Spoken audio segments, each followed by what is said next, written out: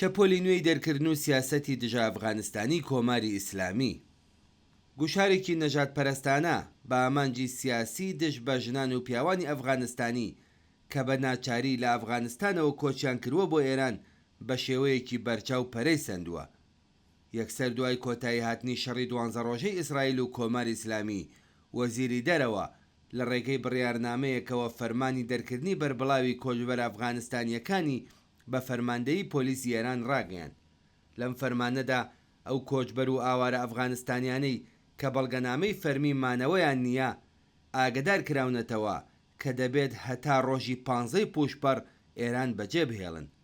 جێگەی ئاماژەیە کە زۆربەی هەرە زۆری ئەفغانستانیەکانی نیشتەجێی ئێران بەڵگەنامەی فەرمیان نییە، بەڵام بە پێچەوانەی ئەوەی کە ئەم کار بەدەستانە دەیڵێن دەرکردنەکان تەنها کۆچبەرە نافەرمیەکان ناگرێتەوە. زۆرێک لە راپۆرتەکان نیشانی ئەدەن کە لە نێو دەرکراوەکان کەسانی وایان تێدا بووە کە پاسپۆرت یان بەڵگەنامەی مانەوەی فەرمیان هەبووە. تەنانەت زۆرێک لەوانە لە ئێران لەدایک بوون و تەنها دایک و باوکیان ئەفغانستانین. ئەم کەسانە پێش دەرکردنیان تاڵان دەکرێن. بەپێی ئەو ڤیددیوانەی کە بڵاو کراونەتەوە مەئمورانی ڕژیم ئەفغانستانیەکان دەستگیر دەکەن و دواتر داوای بەرتیلیان لێ دەکەن. زۆر جاریش کە پارەکەیان لێوەردەگرن بە زۆر دەیان بەنە ناو کەمپەکانی ناردنەوە. ئەگەر کۆچبەرێک پارەی نەبێت بەو پەڕی تونند و تیژی دەیخەنە ناو ئۆتۆمبیلی بار هەڵگر و دەیانێرن بۆ ئەو کەمپانە. هێزانیەکانی ڕژیم ڕایان گەیاندووە کە لەمە دووە بە کرێدانی هیچ جۆرە مڵکێک بە کۆچبەرە ئەفغانستانیەکان ڕێگە پێدراو نییە و ئەگەر ئەم یاسایە پێشێل بکرێت گرێبەستەکان هەڵدەوەشێتەوە و دەست بەسەر مڵکەکاندا دەگیرێت. دوایەم ئاگادارکردنەوەیە شەپۆلی گەڕانەوەی ناچاری کۆچبەران لە ئێرانەوە بۆ ئەفغانستان دەستی پێکردووە. بە پێ راپۆرتی هەواڵنێری مێهر تەنها لە هەفتەی یەکەمی دەرچوونی ئەم فەرمانەدا زیاتر لە 250,000 ئەفغانستانی ناچار بوون ئێران جێبهێڵن. راپۆرتەکان دەری دەخەن کە 70 لە سەدی ئەو کەسانە تەنانەت دەرفەتیان پێ نەدراوە کە سامانەکانیان کۆبکەنەوە و ناچار بوون هەموو شتێک بەجێبهێڵن. دەرکردنەکان لە زۆر حاڵەتدا هاوکات بووە لەگەڵ تونند و تیژی و ئەزیەت و ئازار. بۆ زۆرێک لەو کەسانە تەنانەت دەستڕاگەیشتن بە زۆرێک لە سەرەتاییترین پێداویستیەکانی وەکو نان، دەرمان و ئاوی خواردنەوەش دژوار بووە. ئەم هەوڵانە بەشێکن لە استراتێژێکی ئاگایانەی ڕژیم بە مەبەستی بەلای ڕێدابردنی سەرنجەکان لەسەر کێشە ناوخۆیەکانی وەکو گەندەڵی و دارمانی ئابووری و نیشاندانی ئەفغانستانیەکان وەک دوژمنێکی خەیاڵی.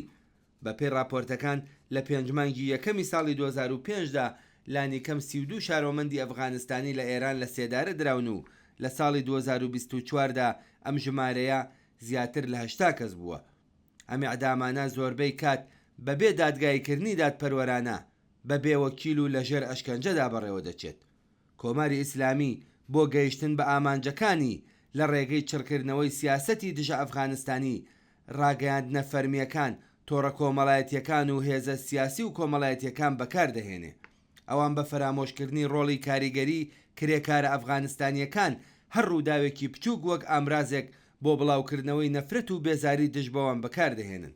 ئەگەر تاوانێکی دەستدرێژی یان کوشتن ڕوو بدات، ڕاگەیاندنەکان بەبێ هیچ توێژینەوەیەک ئەفغانستانیەکانی پێتۆمەتبار دەکەن. ڕاگەیاندنە گوێڕایاڵەکانی دەوڵەت بە لێکۆڵینەوەی بێبنەما، کەمی ئاو، کارەبا و بەتایبەت گرانبوونی نان دەگەڕنەوە بۆ بەکارهێنانی زۆری ئەم پێداویستیە لەلایەن کۆچبەرە ئەفغانستانیەکانەوە. ئەوان بوونی 5 بۆ 8 ملیۆن کۆچبەری ئەفغانستانی وەک هۆکاری هەژاری و دۆخی نالەباری کرێکاران و زەحمەتکێشان دەناسێنن. ژنان و پیاوانی کرێکاری ئەفغانستانی لە زمرەی هەرزانترین هێزی کار لە ئێرانن.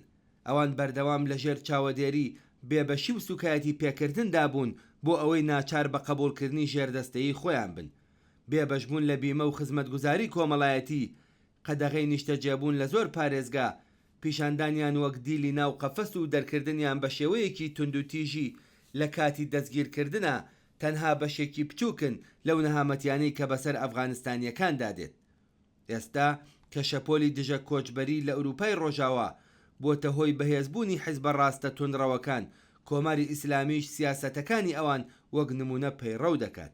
ئەمە ڕاستیەکی ڕوونەکە کرێکارە کۆچبەرە ئەفغانستانیەکان سەرچاوەی ئاوەدانی و داهاتێکی زۆر بوون بۆ خاوەنکاران و سپای پاسدارانیش لە شەڕەکاندا و لەوانە شەڕی سووریە بەکاری هێناون و بووەتە هۆی مەرگی ژمارەیەکی زۆر لەم کۆچبەرانە.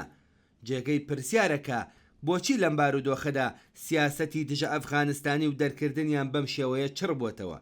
واقعیەت ئەوەیە کە ئەمە بۆ دەسەڵاتداران و خاوەنکاران وەک هەموو شوێنێکی تری جیهان بابەتێکی سیاسیە، بەڵام ئەم سیاسەتە لە کۆماری ئیسلامیدا تایبەتمەندی خۆی هەیە. ڕژیم لە بارودۆخێکی هێندە خراپدایە کە تەنانەت ناتوانێت ئاو کارەبا و خزمەتگوزاریە سەرەتایەکانی خەڵک دابین کات. هەر بۆیە وەک هەموو لایەنە دەستە ڕاستیەکانی جیهان دەبێت بە دوای تاوانبارێکدا بگەڕێت و ئەویش کرێکارانی کۆچبەرن. ڕژیمی ئیسلامی هاوکات لەگەڵ تونکردنەوەی گوشار بۆ سەر کۆچبەرانی ئەفغانستانی زیاتر لە 1000 کەس لە هەڵسوڕاوانی سیاسی و مەدەنی و ناڕازیانی دژ بەو دۆخەی ئێستای دەست بەسەر کردووە.